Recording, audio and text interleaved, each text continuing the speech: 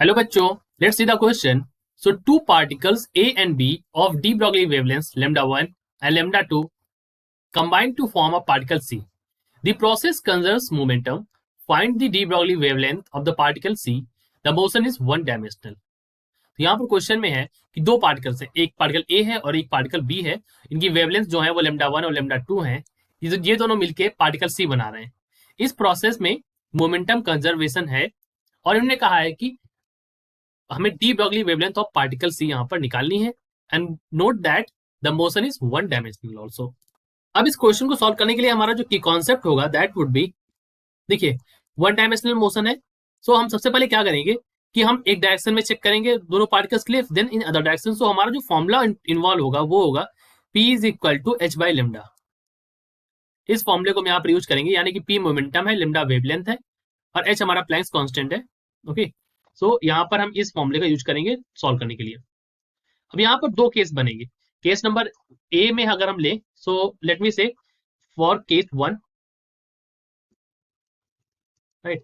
अब इस केस में क्योंकि वन डायरेक्शन है, वन डायमेंशनल है, सो हम कह सकते हैं कि दोनों जो पार्टिकल्स है पी ए और पी बी दोनों सेम डायरेक्शन में है। So A and B in the same direction. अगर दोनों सेम डायरेक्शन में जा रहे हैं, सो इन दैट केस हमारे पास वैल्यू जो हो सकती है पी ए और पी बी, यानी कि मोमेंटम की जो वैल्यू होगी, so P A comma P B can be greater than zero, या फिर पी ए और पी बी की वैल्यू जो हो जाए ये हमारी नेगेटिव वैल्यू हो जाए, राइट।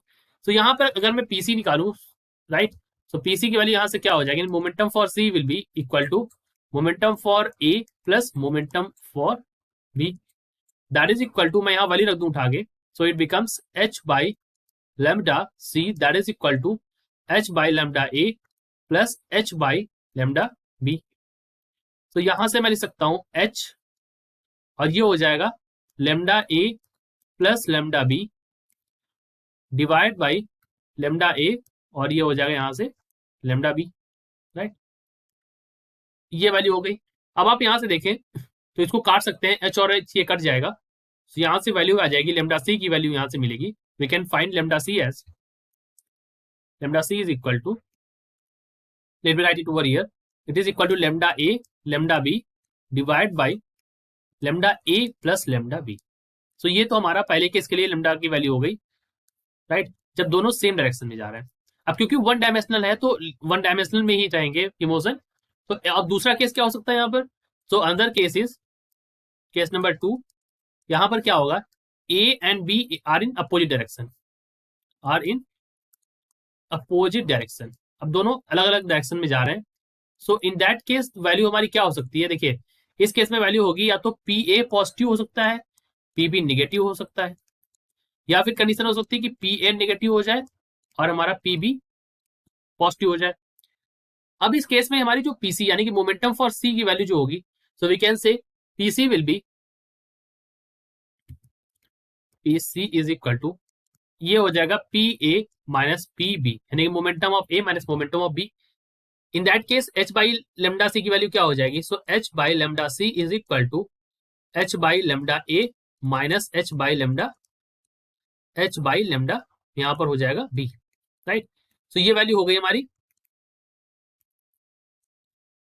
एच सी की। अब यहाँ पर अगर आप इसको सॉल्व करें तो यहाँ से एच मैं बाहर कर लेता हूँ, तो ये हो जाएगा लेमडा ए और minus lambda B.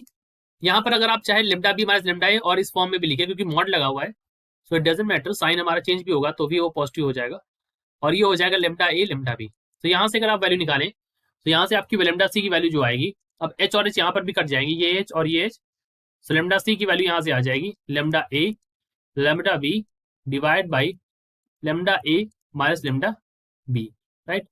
So this is the value for C. तो हमारी डी ब्रॉगली वेवलेंथ जो है सी के लिए वो दो यहाँ पर भी आ गई जब दोनों सेम डायरेक्शन में है और यहाँ पर दोनों अपोजिट डायरेक्शन में है। So these are our answers. I hope you understood it well. All the best.